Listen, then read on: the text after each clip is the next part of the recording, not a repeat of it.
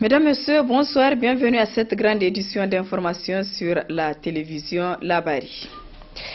Avec l'année 2020 qui vient de commencer, il est utile de faire le bilan de l'année passée.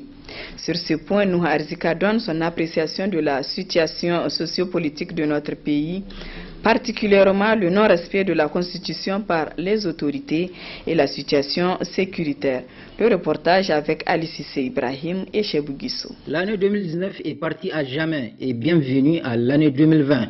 Cependant, pour savoir où on va, il faut savoir aussi d'où on vient. Occasion pour parler de la gouvernance politique conduite par le président Issoufou Mahamadou tout au long de l'année 2019. Après analyse, il ressort que cette gouvernance imprimée par le président Issoufou Mahamadou comporte des points positifs selon l'acteur de la société civile Nouha Arzika. On peut retenir principalement la tenue de la réunion de l'Union africaine et qui a pu être organisée dans notre pays, a pu se retrouver dans une phase de préparation et qui a permis de réaliser un certain nombre d'infrastructures assez importantes et qui aujourd'hui ont fait de notre pays un pays qui peut participer, et on peut le dire, à un concours du développement du tourisme de conférence. Bien que des points positifs peuvent être comptabilisés au profit de la gouvernance dirigée par Mahamadou Issoufou, de même la satisfaction n'a pas été au rendez-vous sur le plan sécuritaire. Les questions difficiles auxquelles notre pays a fait face, particulièrement sur le plan de l'insécurité, et dans ce pays c'est catastrophique. Nous avons enregistré pratiquement un embrasement de la situation sécuritaire dans notre pays, et à l'est, vous le savez, c'est depuis 2015, et à l'ouest ça s'est intensifié de manière grave, et pratiquement dans la région de Tel Aviv et aux abords de Niamey même, et aussi au niveau de Tawa et du Maradi, qui a vu maintenant naître un autre bastion où il y a aujourd'hui des pratiques d'insécurité qui aujourd'hui sont observables. Plus encore, beaucoup de Nigériens ne comprennent pas les multiples violations de la Constitution opérées par les autorités, qui au contraire auraient dû montrer le bon exemple en respectant scrupuleusement les règles établies par la loi fondamentale. Nous nous sommes dotés d'un certain nombre de textes fondamentaux importants. Et la rédaction de notre constitution au Niger est pratiquement, du point de vue des leçons tirées, on fait que notre constitution a une rédaction est véritablement différente de celle de beaucoup de pays en Afrique.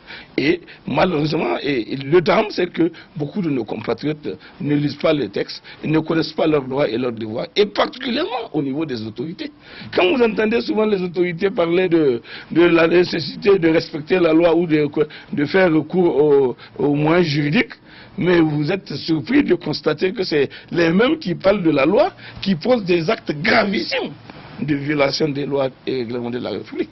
Aussi, face à la violation répétitive de la Constitution par les autorités en place, il convient de rappeler le principe suivant que précise Nouha Arzika. Nul n'est tenu d'exécuter un ordre manifestement illégal.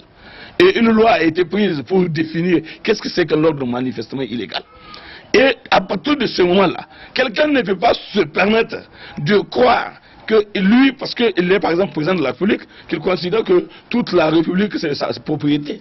Comme on a entendu le président de la République dans le cadre de l'interview que vous avez indiqué avec les journalistes de RFI et de France 24, on a entendu le président dire qu'il ne peut pas accepter dans son territoire que quelqu'un soit dans la position de dénoncer la présence des forces Berkane, la présence de la France avec son comportement néocolonial, anti-impérialiste, impénitent, qu'on ne peut pas le dire parce que le président a décidé, lui, de s'aplantir et de se donner à cette cause de l'impérialisme international. Il voulait jouer au valet de l'impérialisme. Il pense que parce que lui, il a choisi de jouer au valet, nous tous, nous devons renoncer au combat que nous avons fait depuis notre temps d'enfance, avec lui. Avec lui. En ce qui concerne la politique sécuritaire de notre pays, Nouha Arzika n'a pas manqué de dénoncer l'assujettissement dans lequel les dirigeants de notre pays s'affichent à l'égard de la France. Nous, personne n'est contre l'alliance. Personne de nous n'est contre le développement des alliances stratégiques et tactiques, mais des alliances utiles, des alliances positives, Des alliances qui nous permettent d'enrichir des résultats, mais pas des alliances hypocrites avec des hypocrites qui jouent double jeu et que tout le monde connaît. Enfin, l'acteur de la société civile, Nuhu Arzika, a demandé aux citoyens nigériens à se mobiliser pour combattre tout acte qui tend à remettre en cause la démocratie dans notre pays et les règles consacrées par la Constitution qui est au-dessus de tout. À l'orée de l'année 2020, une de nos équipes est allée à la rencontre des citoyens nigériens pour recueillir leurs vœux. On les écoute. Que Dieu ramène la sécurité dans nos pays du Sahel. On a tous souffert de ces tueries et de ces déplacements. Trop de déplacements dans les zones d'insécurité. Donc je souhaite que cette nouvelle année, l'année 2020, nous apporte la paix, vraiment la paix.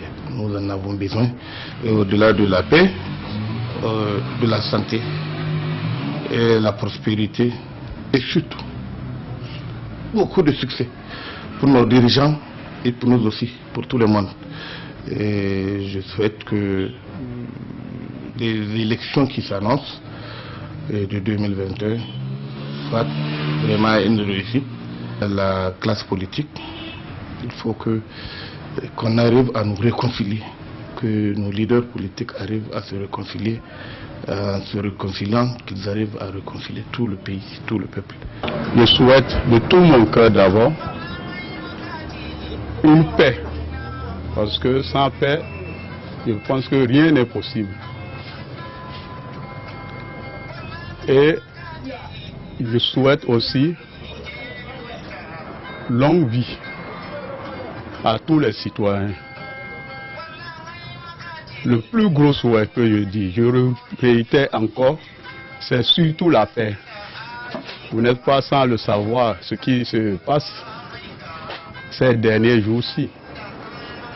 Surtout en ce mois de décembre passé, on a essuyé vraiment ça, tout le monde est au parfum de ça. Et ça, je prie Dieu de nous épargner de telles horreurs. Mes vœux de nouvel an pour le pays, je souhaiterais qu'il y ait une certaine prise de conscience de l'ensemble des Nigériens. Il faut que les Nigériens pensent à l'organisation et la gestion du bien commun. Et ce qui est bien commun, c'est la paix, n'est-ce pas, la fraternité, la justice. Parce que les citoyens ont de multiples besoins. Ils ont des besoins de sécurité, ils ont besoin de nourriture, ils ont besoin de logement. Tout ça, ce sont des biens communs. Et surtout la démocratie. Parce que sans justice sociale, il ne peut pas avoir de paix également. Autre aspect de cette édition, la répartition du fonds d'aide à la presse 2018 n'a pas laissé indifférents les promoteurs des médias qui ont décidé d'assigner en justice le Conseil supérieur de la communication. À quel niveau se trouve le dossier? Réponse avec Soumane Idrissa Maïga, directeur de publication du journal L'Inquiéteur. De distribuer d'ailleurs le fonds d'aide à la presse, excusez-moi, c'est une misère de 850 millions par an pour combien de médias sur place. Le fonds politique, je vous donne par comparaison une aberration. Au titre du budget 2018, par exemple, le budget communication de la présidence est de 1,3 milliard, alors que l'ensemble de la presse n'a que 250 millions. C'est nos comments, comme on dit. Donc c'est pour vous montrer que les hommes politiques, honnêtement, ils ne veulent pas des médias véritablement indépendants, et les journalistes, malheureusement, prêtent le flanc à ce jeu-là. Le pouvoir politique cherche à contrôler tous les espaces politiques à coup de corruption, de harcèlement administratif, judiciaire, mais le drame aussi, c'est les journalistes qui favorisent aussi cet état de fait, il faut le dire. Parce que les promoteurs des médias, ils essayent de prendre parti dans le jeu politique. Et souvent, ils deviennent eux-mêmes des instruments. Ils finissent par devenir des instruments au pouvoir de ces hommes politiques. Donc, renverser la tendance serait l'idéal. Mais je pense que c'est déjà, mais il y a une prise de conscience déjà qui est là. Ça marche, mais je pense que ça va se jouer dans le long terme, pas maintenant, parce que les journalistes, et même du fait de leur désunion, ne combattent pas véritablement pour acquérir cette indépendance. Si la presse elle est libre au Niger, il faut le dire, elle n'est pas indépendante, pas du tout, parce qu'il y a une nuance. Donc malheureusement, cette indépendance, c'est une lutte permanente, perpétuelle, que les hommes de médias doivent mener. Et surtout comprendre une chose, que les hommes politiques, ils ne travaillent que pour leurs intérêts en vérité. Soumana Idrissa Maïga, directeur de publication du journal L'Enquêteur, que vous retrouverez en partie magazine de cette édition. Parlons à présent de la situation météorologique marquée ce jour par une suspension de poussière et une baisse de température sur l'étendue du territoire national. Qu'est-ce qui explique cette situation? Élément de réponse dans ce reportage signé Nafissa Zakou et Sadou Doumi. La saison froide s'annonce progressivement avec ces dernières 48 heures, un temps marqué par le froid et la poussière. Ce temps s'explique par plusieurs raisons selon le chef de diffusion et prévision de la météorologie nationale. Si on prend par exemple ce matin, sur les régions sur toute la bande sud du pays, c'est-à-dire de Difa jusqu'à Tillabéri, les températures sont significativement en baisse. Si je prends par exemple de Difa Zander Maradi, nous avons une température en deçà de 10 degrés Celsius. À Nguigui, ce matin, on a 8,2 degrés Celsius. À Gouré, nous avons 6,5 degrés Celsius. 8,5 à Magaria, 8,5 également à Maradi. Il y a une baisse de 5 à 6 degrés Celsius sur l'est du pays. Et également sur les régions de Tillabéri, Niamey, Dosso et Tawa. Par exemple, Niamey tourne toujours autour de 19 degrés Celsius. Aujourd'hui, nous avons 16. Donc 3 degrés de moins par rapport à la température que nous avons d'habitude d'enregistrer. Sur la partie nord du Niger, Bulma garde toujours une température quand même en quasi-station parce que Bulma arrive c'est 5 degrés Celsius. D'accord, donc le jour passé, Bulma tourne autour de 6-7 degrés Celsius. Donc également il y a une baisse de 2 degrés Celsius. Et sur Agadez, la baisse elle est significative au moins de 5 degrés Celsius. Donc ces dernières 48 heures, il a fait très, très froid sur le pays. Et cette situation s'explique tout simplement par cette descente des froids. Vous voyez, ici ce sont des températures qui sont presque négatives sur la partie nord de l'Afrique. Donc cette descente des froids fait en sorte que ça a un impact sur le Niger effectivement. Mais le plus important c'est cette interaction qu'il y a entre la zone de climat tempéré et également le climat tropical. Si vous prenez un peu sur le pays du Nord, c'est l'hiver qui s'est installé. Et ce qui veut dire tout simplement qu'il y a cette descente d'air froid qui est là, avec des vents qui souffrent de façon modérée à fort sur le pays. Donc, raison pour laquelle nous avons cette baisse significative de température, parce que ça nous vient du Nord. Selon toujours la météorologie nationale, des perspectives sont en cours en ce qui concerne la saison sèche-froide.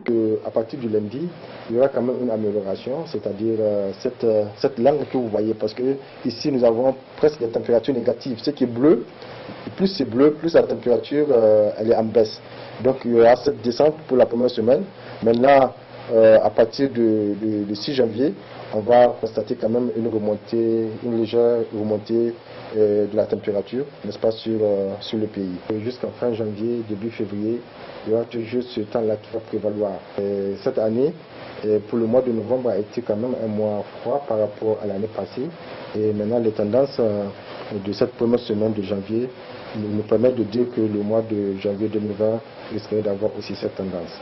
Ce vent pousseret qui se dégage ces derniers jours et qui s'étalera jusqu'au dimanche prochain comporte plusieurs impacts. Par exemple, si on prend dans le domaine des transports, et que ce soit le transport terrestre, que ce soit maritime, que ce soit au niveau des aérodromes, ça a vraiment des conséquences énormes. Si on prend sur les transports terrestres, c'est la vigilance qui est de mise parce que même ce matin, vous constatez, sur les régions du fleuve et également sur l'est du pays, avec une visibilité de 800 mètres, c'est-à-dire à partir de 800 mètres, je ne peux pas voir l'obstacle qui est devant moi. Donc la prudence doit être de mise par rapport à la circulation routière. Au niveau de l'aéronautique, là c'est plus pesant parce que il faut respecter les normes de l'Organisation météorologique mondiale. Et ce temps-là, ou bien cette période, fait en sorte que les compagnies de transport aérien ont des pertes énormes. Pourquoi? Parce qu'avec les normes de l'Organisation météorologique mondiale, lorsque la visibilité est en deçà de 1000 mètres, les aérodromes sont fermés. Si on prend le domaine de la santé, également, ce froid, nous ne sommes pas des spécialistes de la santé, mais quand même, ça a des conséquences. Dans le domaine de l'agriculture, le vent la transporte des particules de sable. Il arrache les sables et les transporte. Donc il y a le phénomène de la désertification qui est accentué. Enfin, en cette période de fraîcheur, les citoyens ne doivent pas oublier de se protéger en portant des habits convenables, particulièrement chez les enfants, afin d'éviter des maladies respiratoires. Un mot de culture dans cette édition. Le 31 décembre 2019, le CCFN Jean Rouch de Niamey a accueilli l'artiste slammer Jonel qui a présenté le premier numéro de son spectacle. On l'écoute. Bonsoir. C'est une grande première ce soir. Ils ne sont que des pauvres. Parlez-nous-en. Alors, ce qu'il faut retenir, c'est que le public était vraiment bien animé et c'est le plus important pour une première, bien sûr. Et une première dans le sens où les gens n'ont pas l'habitude aussi de regarder des images et qui annoncent des textes. Les gens n'ont pas l'habitude, donc c'est encore nouveau. Mais il faut savoir que je me suis bien amusé.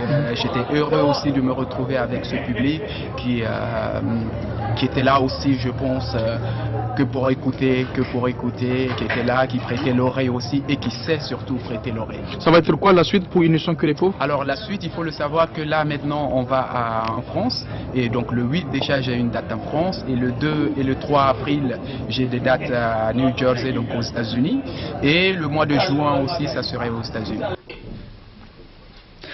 Nous en venons à présent à la partie magazine de cette édition consacrée à l'interview que nous a accordé le directeur de publication du journal L'Inquiéteur, Soumana Idrissa Maïga, relativement à la répartition du fonds d'aide à la presse 2018. Très bonne réception. Nous avons joint l'acte à la parole. Donc, les promoteurs ont saisi le cabinet SCPA Mandela qui va saisir les tribunaux par une plainte devant le Conseil d'État. Mais avant la saisine du Conseil d'État, la procédure veut que d'abord qu'ils introduisent un recours gracieux auprès du Conseil supérieur de la communication pour reconsidérer sa répartition du fonds d'aide à la presse au titre de l'année 2018. Si on n'obtient pas gain de cause, c'est en ce moment que nous allons saisir le Conseil d'État pour en tout cas juger cette affaire. Et vous pouvez être sûr que nous sommes déterminés à aller jusqu'au bout. Et je peux même vous dire que nous allons gagner ce procès parce que le CSC a fait tout sauf respecter en tout cas sa propre délibération qu'elle-même elle a eu à prendre qui rentre dans le cadre de la répartition du fonds d'aide à la presse. Les juges ne sont pas dupes, je pense. Les médias, ce sont des acteurs irremplaçables de la vie démocratique, des vecteurs du combat et du débat d'idées. Donc je pense que s'en prendre à des médias de cette façon, parce que c'est le cas ici, c'est s'en prendre à une idée, à un ensemble de valeurs que moi j'appelle la République. Si les gens doutent qu'on ne va pas gagner une cause, moi je ne suis pas dans cet état d'esprit. Ma conviction est que je fais confiance en la justice et la justice tranchera au moment voulu. Mais je peux vous assurer que dans cette affaire, les médias privés, en tout cas, ont parfaitement raison. Le CSC a violé lui-même les règles qui s'est établies. Ce que je voudrais, c'est qu'on aille même au-delà de cette plainte contre le CSC au titre de la répartition du fonds d'aide à la presse, c'est se revoir même le fonctionnement de cette institution. En tout cas, tous les tests qui régissent même le Conseil supérieur de la communication. Parce que c'est la seule institution de l'État dont, en tout cas, les concernés ne sont pas majoritaires. Il y a du tout venant au CSC. Le président de la République a un représentant, le président de la République a un représentant, le PM a un représentant, le PAN, je ne sais pas, les avocats, je ne sais pas, les hommes de culture. Mais les concernés, c'est eux-mêmes qui sont minoritaires dans cette affaire. Donc du coup, on se retrouve au sein de ces institutions où c'est les concernés même qui sont minoritaires dans cette affaire. C'est une aberration qui rien ne serait justifiée dans un régime démocratique. Donc, je pense qu'il faut d'abord rétablir cette anomalie-là. En tout cas, essayer de régler cette anomalie, ce qui veut dire revoir l'ensemble des tests qui régissent le fonctionnement même du CSC. Parce que, qu'est-ce qui se passe? Mais les gens du CSC, le CSC, son rôle, c'est le rang de régulation étatique. Mais le CSC ne peut pas en même temps s'occuper de la répartition du fonds d'aide à la presse, acheter du matériel pour les médias. Il ne peut pas dire juger les partis, ça n'a pas de sens, c'est une aberration, c'est une violation flagrante de la loi quand même. C'est un principe universellement admis. Donc, et puis, les gens qui composent le CSC, comment ils ne vivent pas les mêmes problèmes que la presse? Ils n'ont pas de télé, ils n'ont pas de journaux, ils n'ont pas de radio, ils n'ont pas de médias en ligne. Mais comment est-ce que eux, c'est eux qui ne vivent pas nos problèmes, qui peuvent régler nos problèmes? Qui est mieux concerné par les problèmes qui est mieux concerné par les problèmes que rencontre la presse que les journalistes eux-mêmes? Donc c'est à eux d'apporter en tout cas les solutions qu'ils jugent en tout cas adéquates à la situation.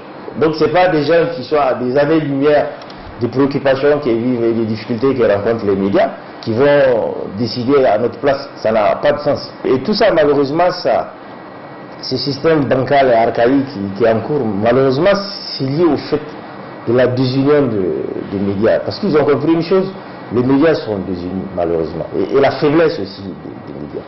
Sinon, c'est une aberration que rien ne saurait justifier.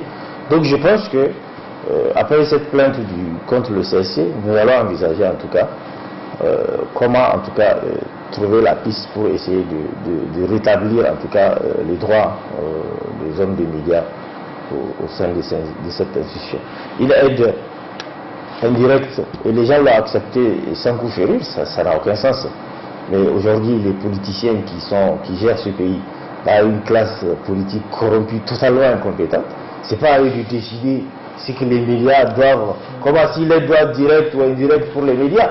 Les partis politiques, ils sont subventionnés, en tout cas ceux qui ont des députés à l'Assemblée nationale. Pourquoi l'aide n'est pas indirecte? Pourquoi est-ce que c'est des fonds publics, c'est des délais publics au même titre que ceux qu'on donne à la presse? Pourquoi on ne décide pas que l'aide sera indirecte? C'est aux partis politiques de faire leurs besoins, après on va leur acheter leur remettre. C'est une aberration, ça n'a aucun sens, c'est ce qui se passe, l'aide indirecte.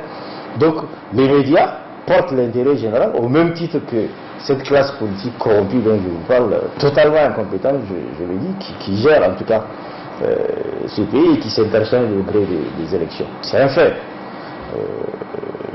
Les pouvoirs publics essayent en tout cas de contrôler tous les espaces d'expression. Ils l'ont démontré à plusieurs reprises à travers justement le harcèlement judiciaire, administratif, les impôts.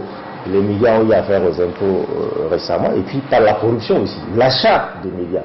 Parce qu'aujourd'hui, c'est un fait, le pouvoir en place, le régime en place, a un certain nombre de médias qui roulent, excusez-moi de l'expression, pour le régime, moyennant finance malheureusement.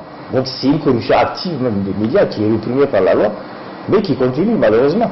Donc il y a cet aspect. Et il y a le fait aussi que, bien sûr, les pouvoirs publics, en tout cas le régime en place, ne veut pas des médias véritablement indépendants, parce que ça ne l'arrange pas avec tout ce qu'il y a comme affairisme, les passe-droits au sommet de l'État, que la presse révèle tous les jours. Ils ne veulent pas des médias véritablement indépendants, ils ne veulent pas des médias qui aient une espèce de fil à la patte. Donc ce qu'ils veulent, c'est des médias soumis, où l'information elle est contrôlée, en tout cas, donc l'information libre, le rôle des médias, comme je vous le disais, qui est d'éclairer, de servir de guide et de boussole pour que les citoyens comprennent un peu les enjeux, justement, c'est ça, c'est d'éclairer un peu la population. Parce que le principe de la presse même, c'est ça, la presse a été créée par opposition au pouvoir politique, pour s'opposer à son absolutisme, à ses secrets, à l'opacité du pouvoir politique. Donc le rôle de la presse, c'est d'aller chercher l'information et la porter au public. Donc à travers justement, malheureusement, cette façon de distribuer derrière le fonds d'aide à la presse, excusez-moi, c'est une misère, 250 millions par an pour combien de médias sur place, le fonds politique. Je vous donne par comparaison une aberration. Au titre du budget 2018, par exemple, le budget communication de la présidence est de 1,3 milliard, alors que l'ensemble de la presse n'a que 250 millions. C'est no comment, comme on dit. Donc c'est pour vous montrer que les hommes politiques, réellement, ils ne veulent pas des médias véritablement indépendants, et les journalistes, malheureusement, prêtent le flanc à ce jeu-là. Le pouvoir politique cherche à contrôler tous les espaces politiques à coup de corruption, de harcèlement administratif, judiciaire, mais le drame aussi, c'est les journalistes qui favorisent aussi cet état de fait, il faut le dire. Parce que les promoteurs des médias, ils essayent de prendre parti dans le jeu politique. Et souvent, ils deviennent eux-mêmes des instruments. Ils finissent par devenir des instruments au pouvoir de ces hommes politiques. Donc, renverser la tendance serait l'idéal.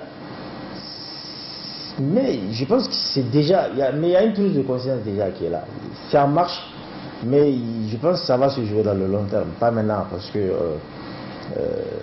les journalistes, eux-mêmes, du fait de leur désunion, ne combattent pas véritablement pour acquérir cette indépendance. Si la presse elle est libre au Niger, il faut le dire, elle n'est pas indépendante, pas du tout, parce qu'il y a une nuance.